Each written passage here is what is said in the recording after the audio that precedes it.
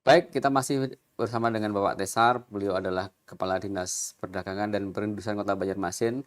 Pak Tesar, Pak, ini kan jumlah pedagang di pasar tradisional cukup banyak, Pak. Di tengah perkembangan zaman yang cukup pesat, Pak ya. Saat ini kan medsos sedemikian cepat, Pak ya, di tangan apa namanya masyarakat, Pak ya. Informasi penjualan online, mereka live di berbagai platform begitu, Pak. Seringlah ada keluhan dari pedagang tentang konsep perdagangan online yang mungkin itu kan agak bertolak belakang dengan konsep berdagang fisik, Pak. Ya. Nah, ini, Pak.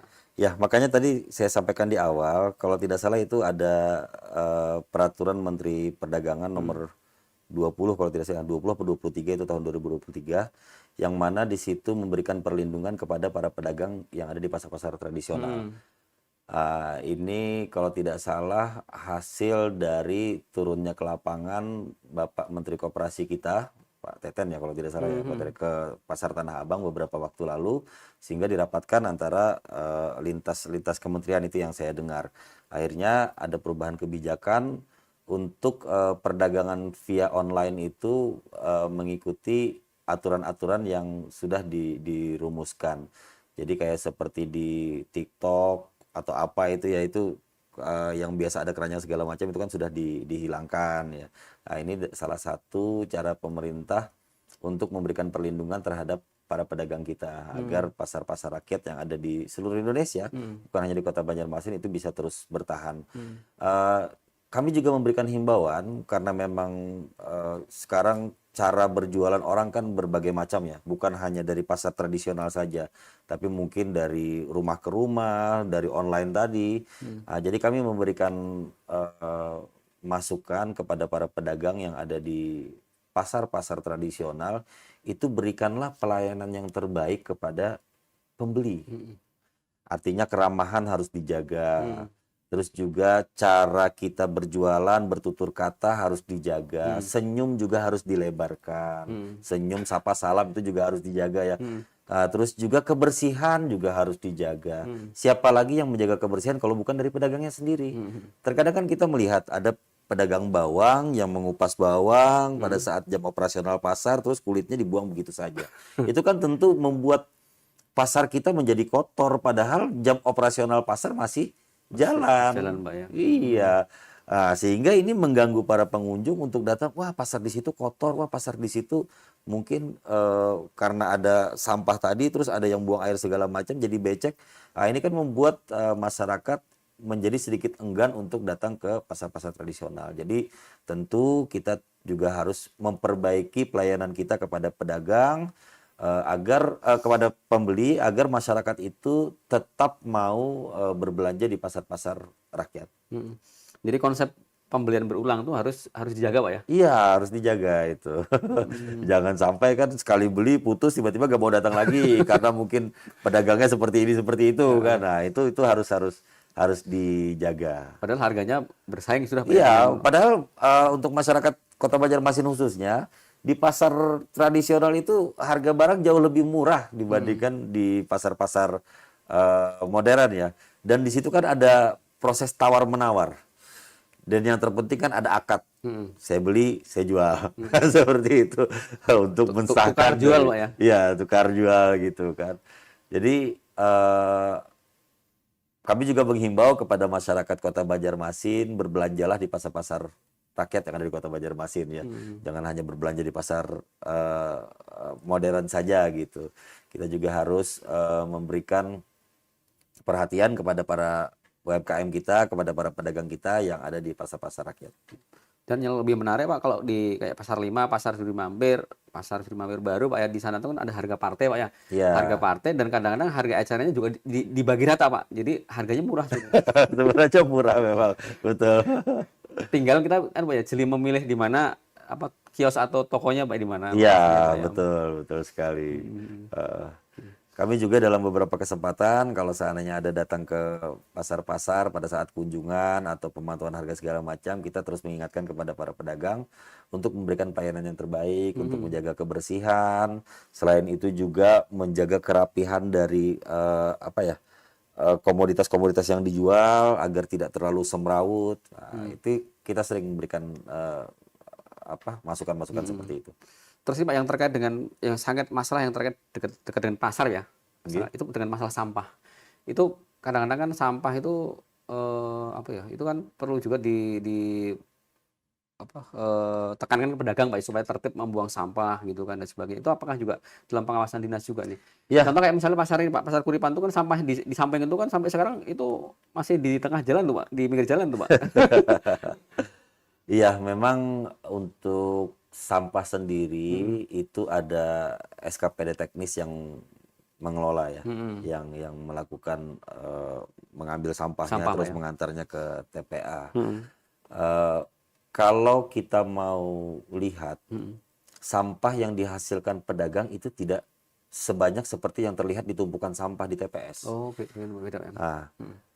TPS-TPS yang dekat dengan Pasar. pasar itu bukan hanya sampah dari pasar, Oh. tapi juga sampah-sampah yang dari rumah tangga. Heeh. Jadi Nah, orang-orang itu. membuang Pak ya, pakai Iya, kendaraan membuang, pakai mobil membuang gitu Pak ya. iya.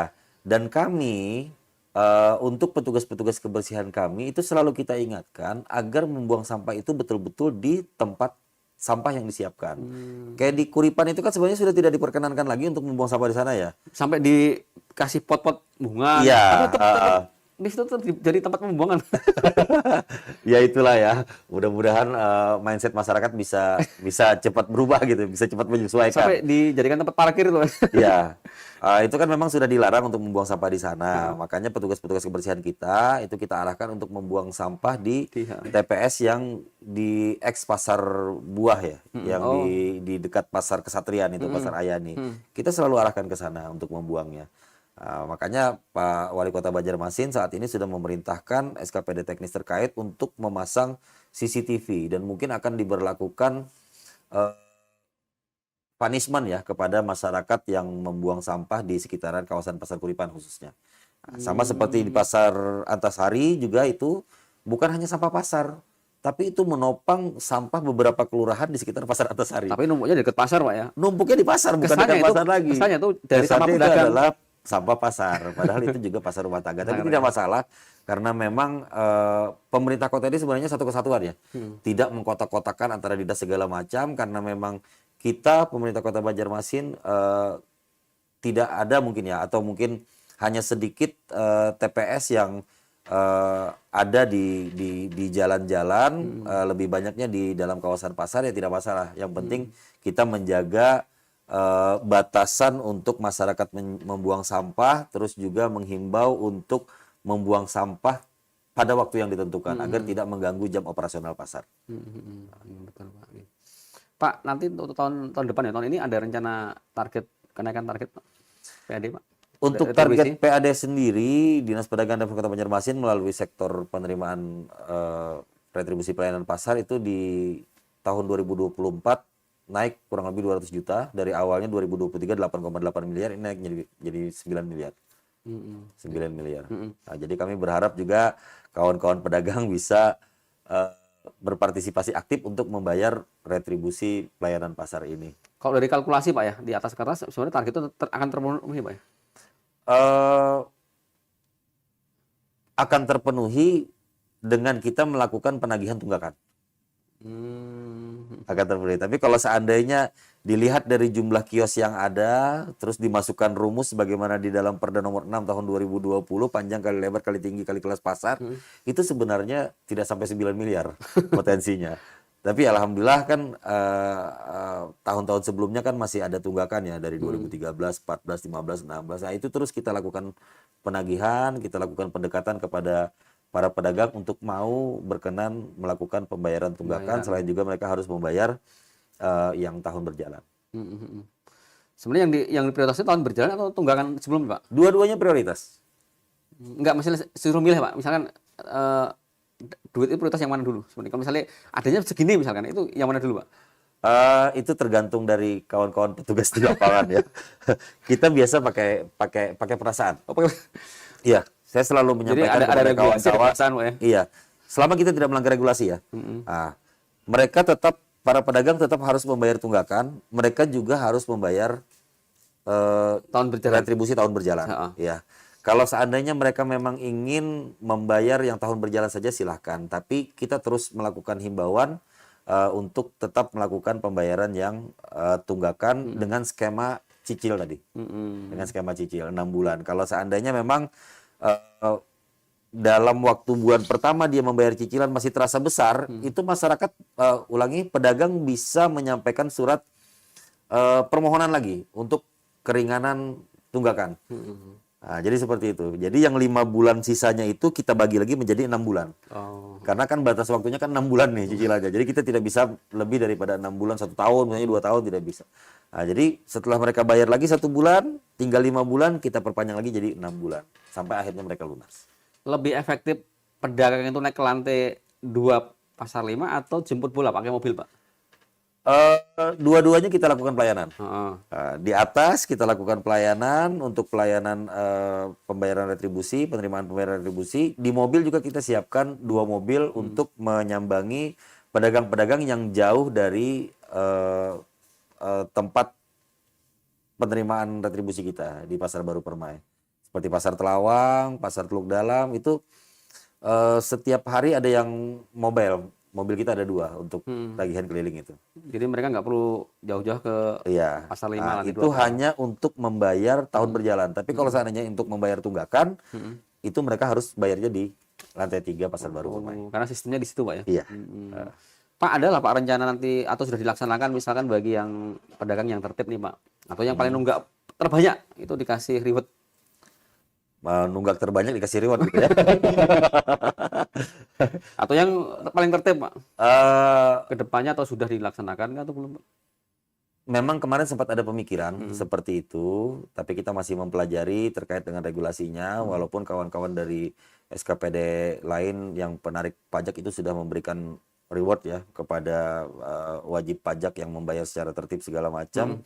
Itu ada yang umroh segala macam ya Oh, hadiahnya. ada sampai umroh, Pak ya? Kalau tidak salah seperti itu kemarin, mungkin ke depannya mungkin ada. Nah, saat ini kita masih dalam tataran memberikan reward kepada pasar-pasar yang paling bersih Kota Banjarmasin. Itu di tahun 2023 kita sudah melakukan lomba ya di pasar-pasar milik pemerintah Kota Banjarmasin, sehingga mudah-mudahan dengan ada kegiatan seperti itu bisa memberikan motivasi kepada para pedagang untuk lebih menjaga kebersihan, menjaga kerapihan, menjaga keamanan pasarnya, sehingga masyarakat yang datang yang ingin berbelanja itu bisa merasa nyaman. Oh, jadi nanti pedagang dilibatkan untuk ikut lomba itu, Pak ya? Iya, seperti itu. Tapi Sudah pernah untuk dilaksanakan yang tahun 2023 kemarin. Nah, tapi untuk yang memberikan reward kepada para pedagang yang taat dalam membayar retribusi itu masih belum, masih dalam tahap mempelajari kita. Oh, gitu, Pak. Mudah-mudahan ada nanti.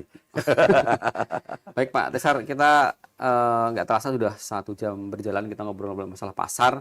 Ini kasih kesempatan Pak Tesar untuk memberikan closing statement, memberikan mungkin harapan untuk masyarakat, harapan untuk pedagang, bagaimana mungkin supaya pasar tradisional kita itu tetap eksis, Pak ya, eksis, kemudian tetap berkembang, juga tetap hidup di tengah perkembangan zaman, tengah pasar online yang saat ini begitu mencengkram masyarakat, Pak ya. Ya. Silakan, Pak. Baik, terima kasih Pak Edi. Saya menghimbau kepada masyarakat Kota Banjarmasin untuk bisa berbelanja di pasar-pasar rakyat kita, di pasar tradisional kita. Insya Allah pasar-pasar kita sudah cukup bersih, pasar-pasar kita sudah menyediakan berbagai komoditas yang diperlukan, dan kami juga menghimbau kepada para pedagang untuk terus menjaga kebersihan, memberikan pelayanan yang ramah, memberikan pelayanan yang baik kepada masyarakat, para pengunjung, para pembeli, agar pedagang merasa nyaman dan masyarakat juga merasa nyaman. Dan kami juga menghimbau kepada masyarakat tidak perlu melakukan panic buying dalam kondisi apapun, karena itu nanti akan terus berdampak terhadap inflasi yang ada di Kota Banjarmasin dan ketersediaan barang di pasar-pasar milik yang ada di Kota Banjarmasin. Demikian, Fedi. Baik, Pak Tesar, terima kasih. Sobat Pitok, Banjarmasin bicara apa saja. Demikian pemaparan dari Pak Tesar. Beliau adalah Kepala Dinas Perdagangan dan perindustrian Kota Banjarmasin. Mudah-mudahan yang beliau sampaikan itu bermanfaat bagi masyarakat Banjarmasin dan sekitarnya. Kita jumpa lagi dalam acara Bitalk selanjutnya dengan tema berikutnya. Selamat sore. Assalamualaikum warahmatullahi wabarakatuh.